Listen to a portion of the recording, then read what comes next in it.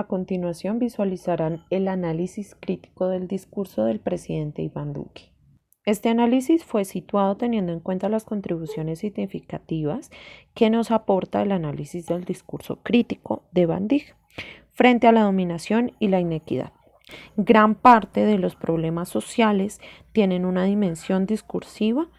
Cualquier discurso público no es inocente. Ahora bien, escuchemos al presidente. Fundamental para proteger la vida. Adecuada prestación de los servicios públicos esenciales, así como de aquellas indispensables para el funcionamiento de la sociedad. Esta es una medida para la salud y para la vida. Y son medidas también para proteger a los más vulnerables. Acabamos de ver la locución del presidente cuando decreta el aislamiento social por la pandemia que se venía o que avecinaba en Colombia en el año 2020 a mediados de marzo. Es increíble ver la preocupación, la gran preocupación del presidente por los más vulnerables. Y es aquí donde nos cuestionamos por qué hasta ahora la preocupación por los más vulnerables, sabiendo que hay 9 millones de pobres en Colombia. De acción para el día de hoy con el caso de Jamie Murcia, una mujer de 31 años que fue agredida por el COVID-19, nos cuenta cómo lo enfrentó y también cuáles son las recomendaciones. Jamie Murcia, 31 años, odontóloga, recuperada de COVID-19. Para Jamie todo comenzó como una gripa leve. No pensé. Confirmó que el personal de la salud la acompañó en todo momento. Por el APS, se reportó igual por ARL y todo, ellos siempre estuvieron muy pendientes desde el día que lo reporté. Todos los días me llaman y me hacen un seguimiento de los síntomas, cómo estoy, pues desde el momento en que igual lo reporté. El trabajo en equipo es fundamental para...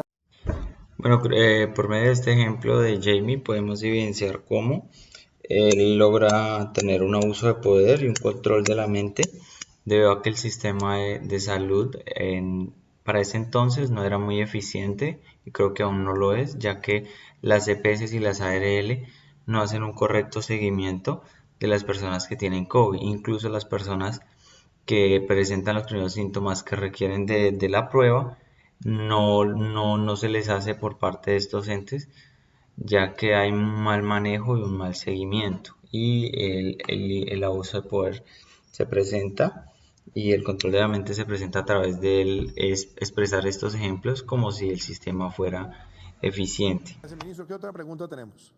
Buenas tardes, señor presidente. Mi nombre es Wilmar Rodríguez y le quiero preguntar cómo nos hemos preparado en temas de la salud. Wilmar, yo creo que lo hemos venido diciendo también a lo largo de la pandemia y muchas gracias por esa pregunta. Yo creo que hay varios hitos que son importantes mencionar. Uno, Colombia tenía alrededor de unas 5.300, 5.400 unidades de cuidado intensivo cuando empezó la pandemia. Éramos uno de los países con más unidades de cuidado intensivo por millón de habitantes en América Latina, pero logramos duplicar esas unidades de cuidado intensivo. Hoy tenemos alrededor de 11.700, más las que hemos estado expandiendo estos días para atender la presión sobre las UCIs en algunas ciudades. Pero el mensaje ¿cuál es? Se duplica. ¿Y se duplica para qué? Para tener capacidad suficiente de respuesta.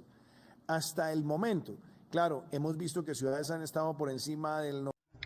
En este ejemplo vemos cómo el presidente logra abarcar una respuesta basada en el punto desde lo material, es decir, las camas UCI, olvidando el factor humano, teniendo en cuenta que los doctores, enfermeras y demás personal han tenido diferentes problemas ya que no se les ha efectuado los pagos correspondientes en las fechas establecidas, ya que eso se ha manifestado directamente en los noticieros. Asimismo, se presenta una falta de las herramientas necesarias en algunos casos, ausencia total de los materiales medicinales o en algunos poca distribución de los mismos.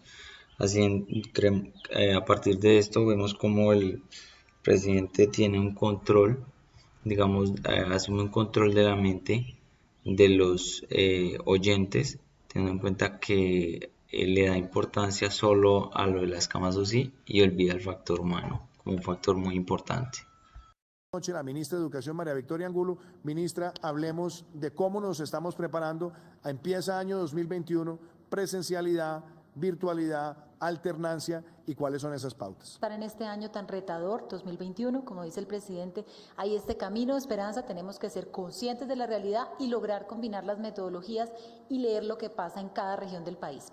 Mis compañeros me están ayudando con la proyección de una infografía que nos recuerda algo. Colombia fue pionero con Uruguay en publicar los primeros lineamientos y protocolos de bioseguridad. Agradezco nuevamente al ministro de Salud siempre su apertura. Se construyeron con el Ministerio de Salud e inició un amplio diálogo nacional de por qué era el retorno, investigaciones a nivel nacional, internacional, y ese diálogo avanzó, ministro, y nos dio pie para generar los pilotos de alternancia. Y ahorita también me van a colaborar proyectando una infografía del mapa del país, de qué logramos en estos pilotos. Logramos llegar, presidente, al 73% del país, fueron 50. En este último ejemplo, observamos un abuso de poder por parte del presidente, ya que se tiene en cuenta en su plan solamente a los departamentos de siempre, a los principales, olvidando al resto de los departamentos que se muestran en el mapa como una parte que no se logra conseguir, ya que no entran en su ideología o en su creencia como fin o para ejercer este plan de educación virtual y presencial. Borges dijo alguna vez que ser colombiano es un acto de fe.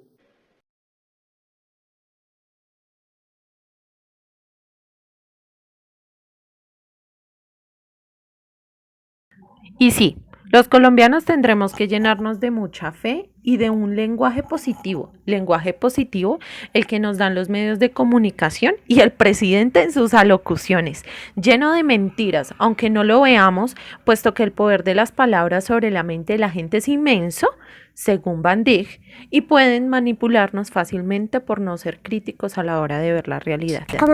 Realidad, la que nos muestra el presidente con los avances tecnológicos que hemos tenido como pueblo colombiano. Es increíble el cinismo del gobierno y en especial pues del presidente y su economía naranja. La realidad que disfrazan con ingenio y creatividad. Que debemos materializar con los jóvenes. 2 o 3 mensajes rápidos muy importantes. El primero, educación. El sector privado ha dicho, apoyamos. Supongamos que el anterior es el avance tecnológico que hemos tenido. Y el que nos haga ser el Silicon Valley latinoamericano. Del 25% a partir del 1 de julio, con el cual todo aquel que contrate un joven entre 18 y 28 años tendrá ese subsidio, si la contratación es formal, por parte del Estado para 2 miles de empleos. Se van a generar a partir del segundo semestre, no solo la protesta pacífica. La protesta pacífica es un derecho que se respeta, que se reconoce, pero también un rechazo muy claro a los bloqueos. Los bloqueos también, como lo hemos dicho en repetidas ocasiones, son una violación de los derechos de todos los colombianos.